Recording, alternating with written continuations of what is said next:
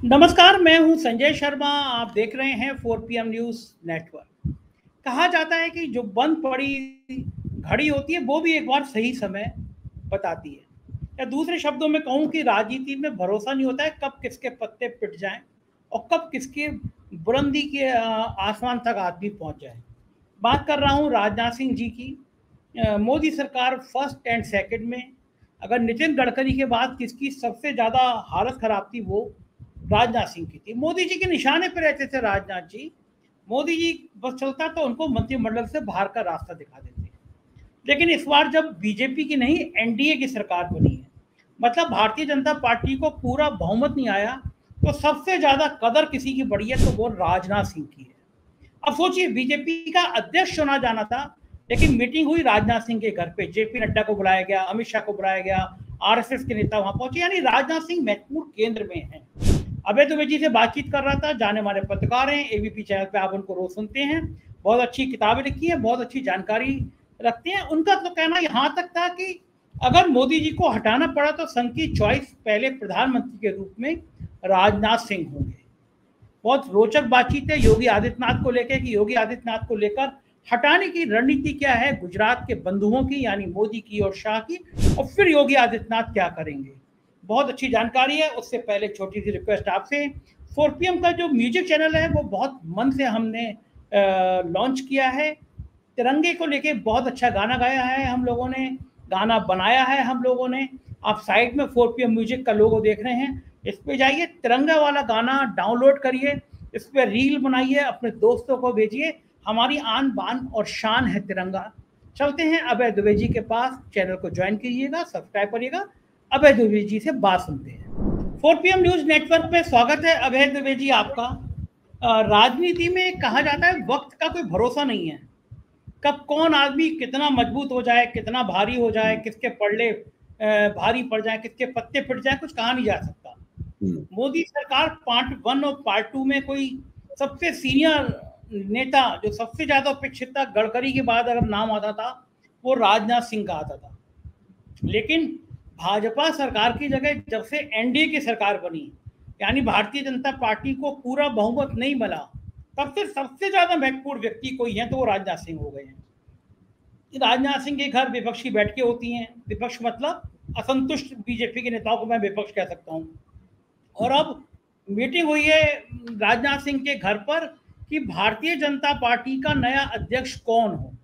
ये बैठक हो रही है राजनाथ सिंह के घर पर। जाना पड़ रहा है अमित शाह को, जाना पड़ रहा है नड्डा जी को, आरएसएस के दत्तात्रेय होसबोले, अरुण कुमार, ये सब राजनाथ सिंह के घर जुटे हैं।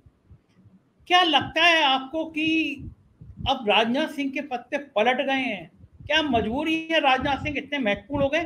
पूरी मुझे इस पहलू की, इस पहेली का हल बताइए कि हुआ क्या है आखिर। देखिए, नरेंद्र मोदी के भारतीय राजनीति में उभार से पहले राष्ट्रीय स्वयंसेवक संघ की तरफ से भारतीय जनता पार्टी की राजनीति में जो दो नाम सबसे ज्यादा महत्वपूर्ण थे, उसमें एक नाम था नितिन गडकरी का और दूसरा नाम था राजनाथ सिंह जी का।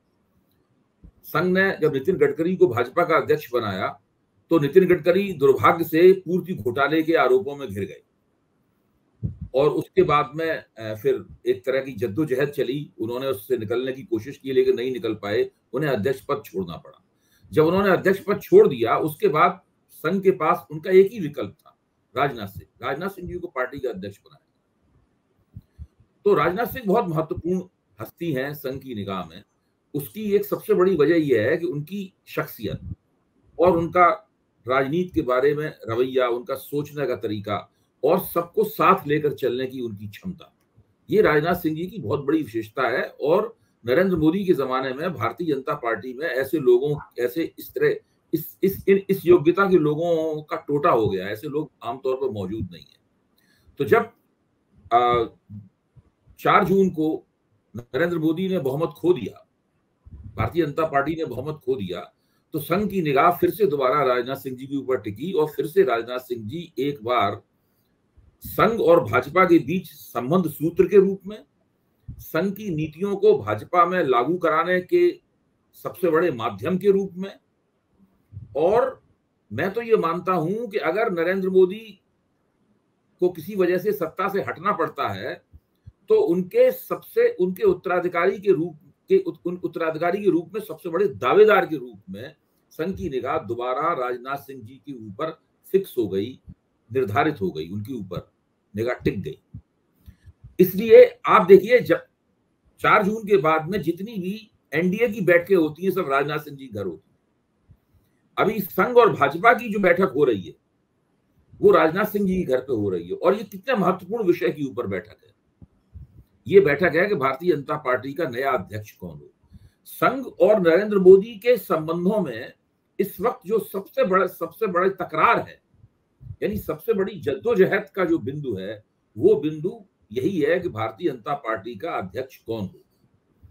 संघ ने इस बात की बहुत कड़ी आलोचना की है, ऑर्गेनाइजर में भी और वैसे भी, चाहे मोहन भागवत के आप भाषणों को सुन लें, आप इंद्रेश कुमार की बातों को सुन लें, आप रतन शारदा के लेखों को देख लें, आप कुछ भी देखें, हर जगह एक ही बात निकल के आती है कि भारतीय जनता पार्टी जैसी संघ ने बनाई थी वैसी नहीं रही।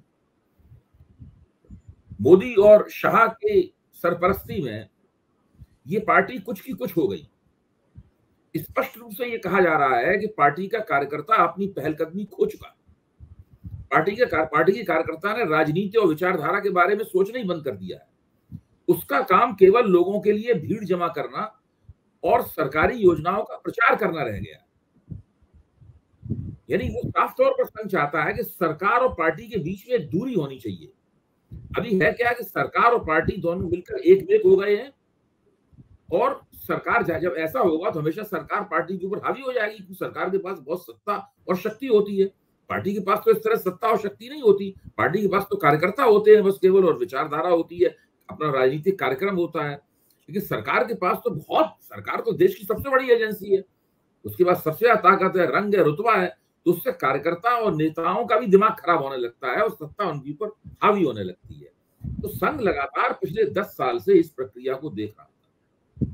मुझे लगता है संघ ये मानता होगा कि मोदी और शाह की सरपरस्ती में भारतीय जनता पार्टी का विस्तार तो हुआ है, उसका प्रभाव क्षेत्र भी बढ़ा है, लेकिन संगठन की क्वालिटी बहुत ज्यादा गिर गई है। और इतनी ज्यादा गिर गई है संगठन की क्वालिटी कि दरअसल उसका असर भारतीय जनता पार्टी की सत्ता को दोबारा प्राप्त करने और सत्ता को कायम रखने की क्षमता पर भी पड़ने लगा है। तो इसलिए उन लोगों ने तय ये किया है, संघ वालों ने, कि कुछ भी हो जाए हम भाजपा के संगठन को मोदी और शाह के हाथों से हस्तगत करके मानेंगे। और मुझे लगता है कि इसमें राजनाथ सिंह जी को प्रमुख भूमिका दी गई है इसकी, कि वो इस पूरी प्रक्रिया को, ये जो मोदी और शाह के हाथों से भाजपा को संघ के दोबारा हाथों में जाने की जो पूरी प्रक्रिया है, इस पूरी प्रक्रिया को राजनाथ सिंह के नेतृत्व में अंजाम दिया जाए। और राजनाथ सिंह वही भूमिका इस वक्त निभा रहे हैं। तो राजनाथ सिंह बहुत महत्वपूर्ण हो गए हैं, और मुझे लगता है कि इससे मोदी और शाह को बहुत तकलीफ होगी। कोई भी आदमी इसको समझ सकता है। और संघ ने इस तरह साफ तौर पर बताया है, कहा संघ ने कि भाजपा का जो भी अध्यक्ष होगा हमसे बिना पूछे नहीं होगा। यानी जब तक संघ की मोहर नहीं लगेगी तब तक भाजपा का अध्यक्ष नहीं बनेगा। जाहिर है संघ जो चाहेगा वही अब भाजपा का अध्यक्ष होगा, और संघ जिस तरह चाहेगा भाजपा उस तरीके से चलेगी। ये बात भी उत्तर प्रदेश की राजनीति को भी बड़ा प्रभावित करने वाली है। अगर संघ की मर्जी का भाजपा अध्यक्ष बन गया, जो निश्चित रूप से बनेगा, मोदी में अब इतनी ताकत नहीं रही कि वो संघ के आदेशों का उल्लंघन कर सके, वो वक्त निकल गया। मैंने कल के अपने कार्यक्रम में 4 PM पे जो मैंने किया था, आप नहीं थे संयोग से, मैंने कहा भी था कि मोदी की स्थिति ये हो गई है, अगर कोई वक्तव्य देते हैं तो वो टाइम्स ऑफ, और अखबारों में तो छपता ही नहीं, टाइम्स ऑफ इंडिया में 15वें पेज पे सिंगल कॉलम खबर छपती है, उसमें आधे इंच की तस्वीर मोदी की छपती है। तो ये स्थिति हो गई है मोदी की। तो पहले जो फोटो अपॉर्चुनिटी मोदी की होती थी, पुरानी बात हो गई है। तो मोदी का वो दम नहीं कि वो राष्ट्रीय स्वयंसेवक संघ के निर्देश, हिदायत और उनकी इच्छा का उल्लंघन करके अपनी बात को मनवा सके। वो बात अबे जी मुझे ना आपकी बात पे वो छोटी तस्वीर छपती है, मुझे वो पिक्चर का डायलॉग याद आ गया, आज उगती भी नहीं है मैं खाने में, जितनी पी के छोड़ दिया करते थे पैमाने में।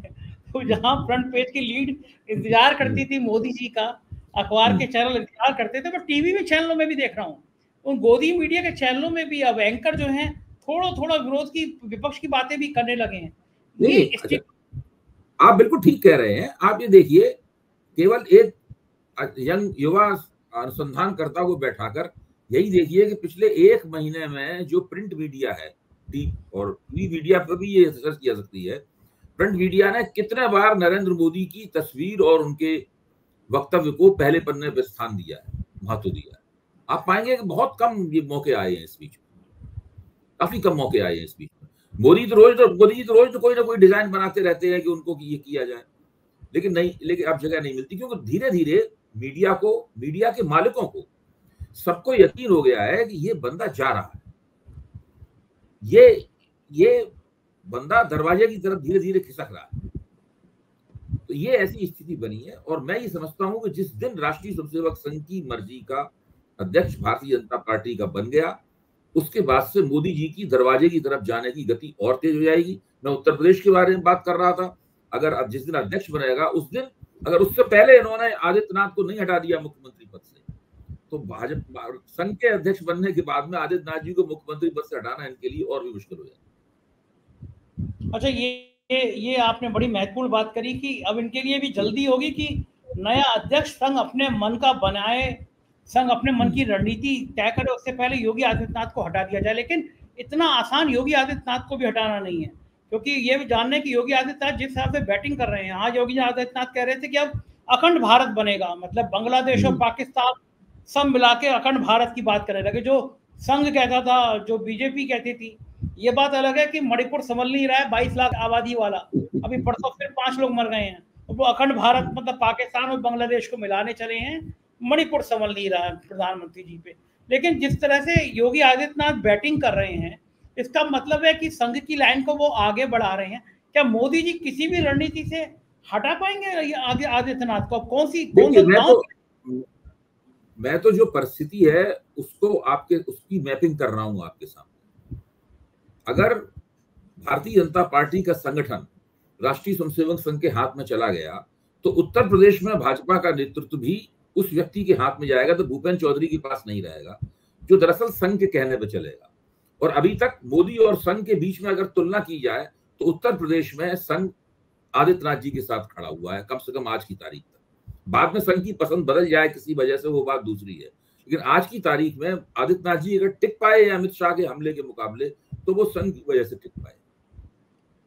अच्छा, वो टिकने की भी रणनीति ये स्थिति है। अगर संघ के हाथ में भाजपा का नेतृत्व चला गया, तो आप निश्चित समझिए बहुत मुश्किल होगी मोदी के लिए आदित्यनाथ जी की जगह दूसरा मुख्यमंत्री बनाने की। और वो अगर मुख्यमंत्री बनेंगे तो मोदी की बची हुई नाक भी कट जाएगी। बिल्कुल ठीक बात है। और दूसरी बात, अब मजे की बात ये देखिए कि आदित्यनाथ जी को भी समझ में आ रहा है कि चारों तरफ कीलें बिछ रही हैं उनके रास्ते में भी। उपचुनाव को इतना सीरियस ले रहे हैं, 10 विधानसभा के उपचुनाव को। भास्कर में रिपोर्ट आई है कि जिन जिलों में उपचुनाव होने हैं, जिन विधानसभा में उपचुनाव हो रहे हैं, वहां से यादव और मुसलमान अफसरों को हटाया जा रहा है, और ये कहा जा रहा है कि एक भी यादव मुसलमान नहीं होना चाहिए। और भास्कर में ये बात का खुलासा हुआ है कि बीजेपी की समीक्षा बैठक में आई कि जो हाँ यादव और मुसलमान थे, वो उन्होंने इंडिया गठबंधन के प्रत्याशी को समर्थन किया। तो अब एक लिस्ट बनाई जा रही है कि यादव और मुसलमान को फील्ड की पोस्टिंग से हटाया जाए। अब ऐसी स्थिति में जो मध्य प्रदेश के मुख्यमंत्री हैं मोहन यादव, जो आके उत्तर प्रदेश में यादव अधिवेशन कर रहे थे, यादवों को बुला रहे थे, एक एमएलसी हैं सुभाष चंद्र यदुवंशी इनके यहाँ बीजेपी में, तो ये जो यादव नेता हैं, इनकी क्या हैसियत होगी? वैसी हो जाएगी जैसे ही मुसलमानों के नाम पे शहनवाज हुसैन की है या बाकी लोगों की है, वही स्थिति हो जाएगी। और क्या ये उचित है कि यादव मुसलमानों को हटा दिया जाए वहां से? आपको ध्यान होगा कभी अयोध्या वाले मसले में, जब वहां पर जो अपराध हुआ, जो महिला के यौन उत्पीड़न का अपराध हुआ, उसपे मुख्यमंत्री महोदय ने विधानसभा में 2 नाम लिए। यादव, एक नाम उसने यादव का था, एक नाम उसने मुसलमान का था। जबकि गिरफ्तारी जिन लोगों की हुई उसमें तो दूसरी जातियों और दूसरे धर्मों के लोग भी थे। तो यादवों और मुसलमानों के दरवाजे पर अपनी नहीं, शायद वो जो नाम लिया गया था, जहां तक मुझे याद आ रहा है, वो वाली घटना थी जब लखनऊ में पानी भर गया था, कुछ लोग पानी में छेड़खानी कर रहे थे, तो उन लोगों में से नाम लिया गया था, एक यादव और एक नहीं, अयोध्या वाली घटना के ऊपर है ये। अयोध्या में भी किया था, होता है। हाँ, उसकी बात कर रहा हूँ। उसकी काफी टीवी पे लगातार चर्चा भी हो रही है उस पर। आप केवल मुसलमान और यादवों का नाम क्यों ले रहे हैं? देखिए, स्थिति क्या है कि भारतीय जनता पार्टी ने उत्तर प्रदेश में 2014 का चुनाव, 17 का चुनाव और 22 का चुनाव एक ऐसे नारे के ऊपर जीते हैं जिस नारे को वो मंच से नहीं लगाते। इस बारे में कई बार मैं 4PM के मंच पर कह चुका हूं, 3 जात के खिलाफ सब जात, यादव, मुसलमान और जाटव। जाटवों का नाम अब धीमी गति से धीमी आवाज में लेते हैं क्योंकि लगता है कि शायद जाटव वोट कुछ उनकी तरफ आ सकता है, लेकिन इस बार नहीं आया तो वो फिर से वो जाटवों का नाम लेने लगेंगे। वो जो हिंदूवादी एकता है उसके दायरे से इन तीनों को, मुसलमान तो स्वाभाविक रूप से उससे बाहर हैं, लेकिन यादवों और जाटवों को भी बाहर करते हैं। इस तरह एक्सक्लूजन, उनको लगातार अपनी राजनीति से एक्सक्लूड करते हैं, उनका बहिर्वेशन करते हैं, ये उनकी वहां पे नीति है। और आदित्यनाथ जी इस काम को बड़ी कुशलता से करते हैं। और लफाजी करने में क्या जाता है कि भारत अखंड भारत बनेगा, वो पाक अधिकृत कश्मीर भी दोबारा छीन लेंगे, तो लफाजी करने में तो कुछ जाता नहीं है और लफाजी करने में वो माहिर हैं। दरअसल ना तो उनके बस में कुछ है ना इनके बस में कुछ है, दोनों के बस में कुछ नहीं है। दोनों अपनी अपनी जगह केवल सत्ता में टिके रहने की तरकीबें खोज रहे हैं। केंद्र में नरेंद्र मोदी किसी न किसी तरह सत्ता से चिपके रहना चाहते हैं और उत्तर प्रदेश में आदित्यनाथ जी किसी तरह सत्ता से चिपके। दोनों के पास कहने के लिए कोई नई बात नहीं। जो वो मुख्यमंत्री बनने से पहले बोलते थे, मुख्यमंत्री बनने के बाद बोलते थे, वही बात आज बोल रहे हैं। वही मुसलमान विरोधी राग उधर आलापा जा रहा है, वही मुसलमान विरोधी राग इधर आलापा जा रहा है। अच्छा, आप ये बताइए कि कोई भी पार्टी उपचुनाव या चुनाव किन शर्तों के आधार पर जीतती है? पहली शर्त यह है कि उस पार्टी में एकता हो। दूसरी शर्त यह है कि पार्टी की सरकार और संगठन में एकता हो। तीसरी शर्त यह है कि प्रदेश की पार्टी और सरकार का केंद्र की पार्टी और सरकार के साथ में अच्छा तादाद में हो। क्या ये तीनों चीजें मौजूद हैं? तीनों ही चीजें लापता हैं। न तो उत्तर प्रदेश पार्टी में एकता है, न उत्तर प्रदेश सरकार में कोई अंदरूनी एकता है, न पार्टी और सरकार के बीच में एकता है, न उत्तर प्रदेश की सरकार और केंद्र की सरकार के बीच में एकता है। जब ऐसी स्थिति में हो तो आप चुनाव कैसे जीतेंगे? चुनाव जीत गए तो किस्मत से जीत सकते हैं, स्थानीय परिस्थितियां कुछ करवट ले जाएं, आपके पक्ष में आ जाएं, आप तो नहीं चुनाव जीत सकते। कोई नेता कितना भी जोर मारता रहे, कोई नेता कितनी भी लफाजी करता रहे, कैसे बड़े बड़े भीषण भाषण देता रहे, वो चुनाव नहीं जीत सकता। चुनाव जीतने की बुनियादी शर्त है और इस शर्त के ऊपर उत्तर प्रदेश की राजनीति, भारतीय जनता पार्टी की राजनीति, योगी आदित्यनाथ की राजनीति खड़ी नहीं उतरती। इसीलिए वो बहुत ही नाक के बराबर संभावना है चुनाव में इनके जीतने की।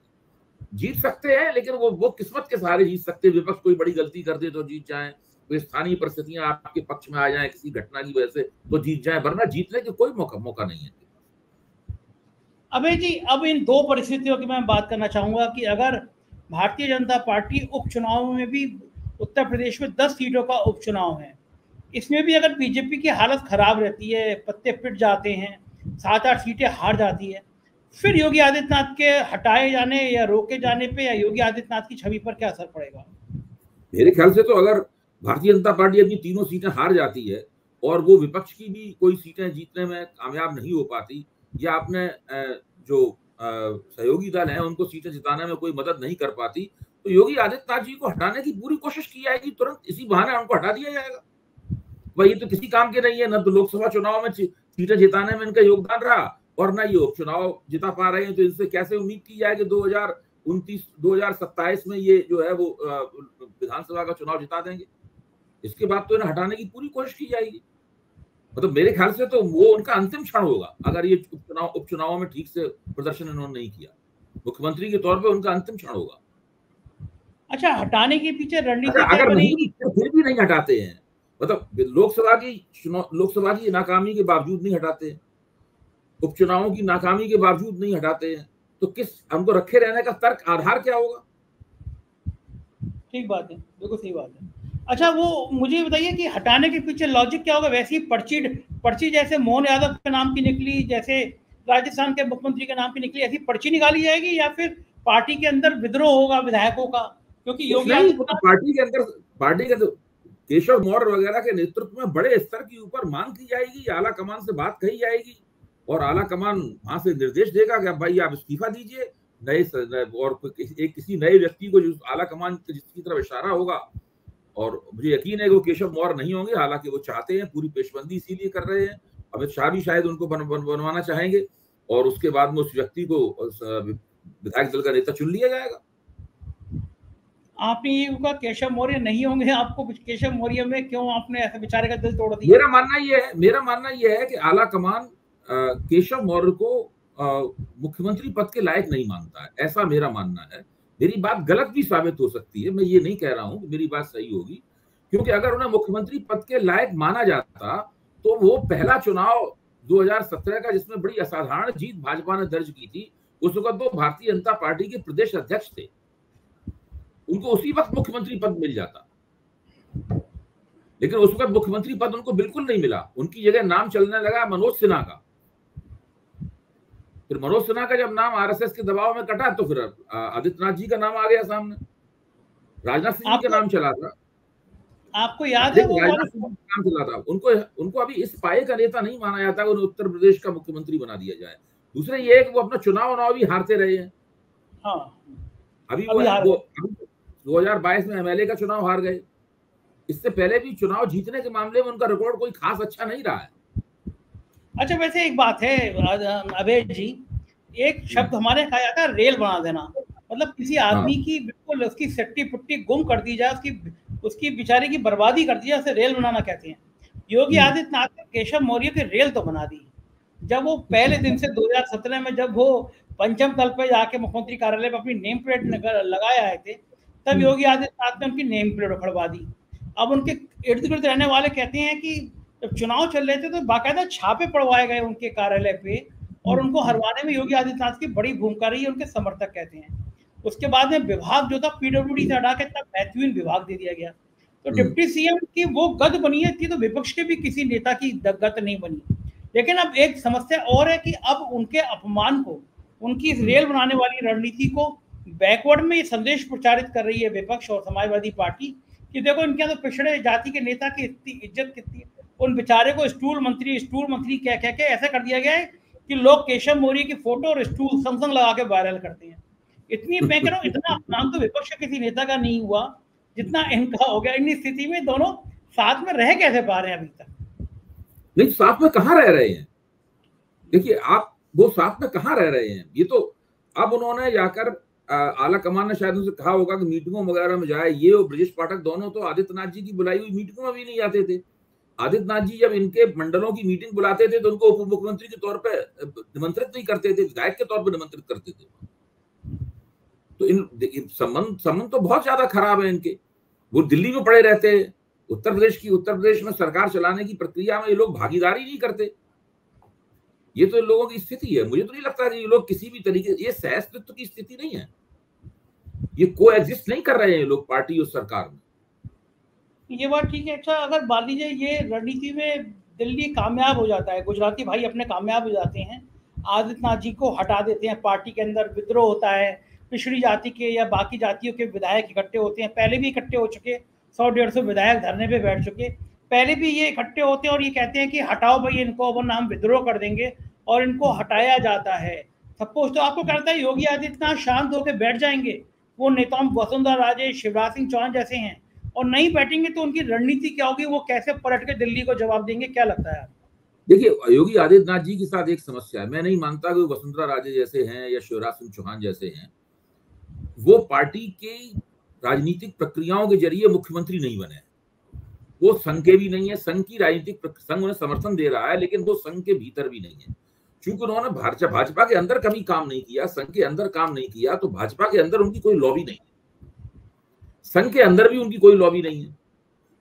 जैसे वसुंधरा राजे की भाजपा के अंदर राजस्थान भाजपा में एक लॉबी है, या शिवराज सिंह जी की मध्य प्रदेश भाजपा में एक लॉबी है। उत्तर प्रदेश भारतीय जनता पार्टी के अंदर आदित्यनाथ जी की कोई लॉबी नहीं है, क्योंकि उनकी कोई जड़ें नहीं है उसके अंदर, ऐतिहासिक रूप से उनकी कोई जड़ें उसके अंदर नहीं। यहाँ तक कि वो तो हिंदू युवा वाहिनी भाजपा के खिलाफ चुनाव लड़ती रही है, मतलब उनकी भाजपा के अंदर जड़ें कहाँ से आएंगी?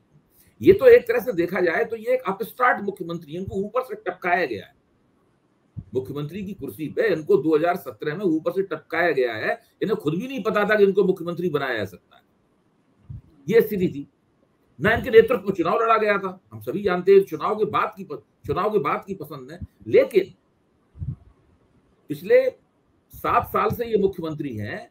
इस बीच में इनकी एकमात्र और बहुत बड़ी राजनीतिक उपलब्धि यह है कि उत्तर प्रदेश का राजपूत समाज जो इनका सजातीय है वो इनको अपना नेता मानने लगा, वो इनके साथ भावनात्मक रूप से जुड़ गया है। अगर ये हटाए जाएंगे तो संगठन के स्तर पर तो कोई चुनौती नहीं दे पाएंगे, वो संगठन में इनकी जड़ें नहीं है। लेकिन ये भाजपा का जो राजपूत वोट है, जो इस चुनाव में हिलते हुए दिखा था, मैं नहीं कह रहा हूं कि राजपूत वोट भाजपा से दूर गया है, बहुत ना के बराबर ही दूर गया होगा एक दो निर्वाचन क्षेत्रों को छोड़कर, लेकिन उसके बाद विधानसभा चुनाव में वो राजपूत वोट समाजवादी का बड़ा हिस्सा समाजवादी पार्टी में चला जाएगा।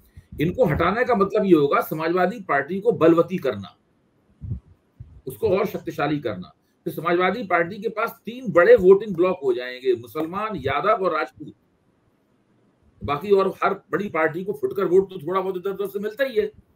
तो समाजवादी पार्टी को हराना इनके लिए बहुत मुश्किल हो जाएगा। ये एक ऐसी बात है जिससे भाजपा का आला कमान इनको हटाने के बारे में सोच के भी नहीं हटा पाता है इनको, क्योंकि लगता है कि राजपूत बहुत जज्बाती तौर पर इनसे जुड़ गया है।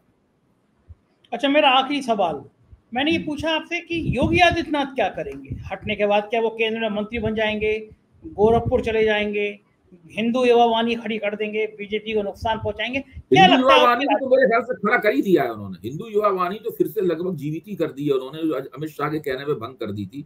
यहाँ नोएडा वगैरह में जाएंगे तो आपको हिंदू युवा वाहिनी के बोर्ड दिख जाएंगे आपको, और उसमें वहां के स्थानीय संयोजक की और आदित्यनाथ जी की तस्वीर भी लगी हुई आपको दिखाई पड़ जाएगी। इसका मतलब है हिंदू युवा वाहिनी पहले गोरखपुर और उस मंडल के इलाके में ही सक्रिय रहती थी, अब की बार जब उसका पुनर्जन्म हुआ है तो पूरे उत्तर प्रदेश में दिखाई पड़ेगी, क्योंकि अब तो योगी जी उत्तर प्रदेश भर के नेता हो गए ना, पहले तो केवल उसी इलाके के नेता हुआ करते थे। अब तो हिंदू युवा वाहिनी हर जगह जब भारतीय जनता पार्टी को परेशान करेगी। दूसरे, उनका संदेश जाएगा राजपूत बिरादरी के ऊपर कि भाजपा को वोट नहीं देना है, भाजपा को वोट ना के बराबर राजपूतों के मिलेंगे। मेरा तो मानना यह है कि भले ही वो केंद्र में मंत्री बनना स्वीकार कर लें, पहले तो मुझे लगता है केंद्र में मंत्री बनना वो स्वीकार नहीं करेंगे, लेकिन अगर वो कर भी लेते हैं केंद्र में मंत्री बनना स्वीकार, तब भी उत्तर प्रदेश की राजनीति में वो किसी भाजपा के किसी दूसरे नेता के नेतृत्व में चुनाव जीता जाए और वो मुख्यमंत्री बने, ये वो कभी नहीं चाहेंगे। तो उत्तर प्रदेश की राजनीति में तो भाजपा का दिवाला निकालने का वो पूरा इंतजाम कर दें। बिल्कुल ठीक बात है, लग यही रहा है। बहुत बहुत शुक्रिया अभय जी, आपने हमें समय दिया, इतनी सारी बातचीत की, आभार। तो ये थे अभय दुबे जी, और आपने सुना उनकी सारी बातचीत। कैसी लगी बातचीत जरूर बताइएगा, अपना प्यार बनाए रखिएगा। शुक्रिया, थैंक यू।